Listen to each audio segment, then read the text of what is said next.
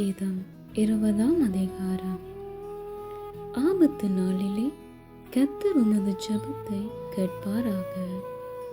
யாக்கோபின் தேவனுடைய நாமம் உமக்கு உயர்ந்த அடைக்கலம் ஆவதாக. அவர் பரிசுத்த ஸ்தலத்திலிருந்து உமக்கு ஒத்தாசை அனுப்பி சீயோனிலிருந்து உம்மை ஆதரிப்பாராக.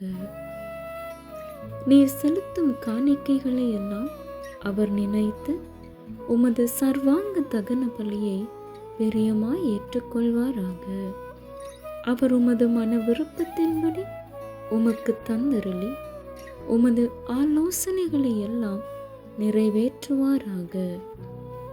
நாங்கள் உமது இரட்சிப்பினால் மகிழ்ந்து எங்கள் தேவனுடைய நாமத்திலே கொடியேற்றுவோம்.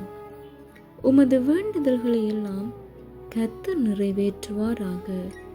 கர்த்தர் தாம் அபிஷேகம் பண்ணினவரை இரட்சிக்கிறார் என்பதை இப்பொழுது அறிந்திருக்கிறேன்.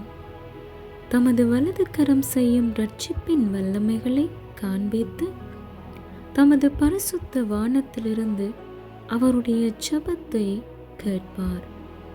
சிலர் இரதங்களை குறித்தும் சிலர் குதிரைகளை குறித்தும் மேன்மை பாராட்டுகிறார்கள்.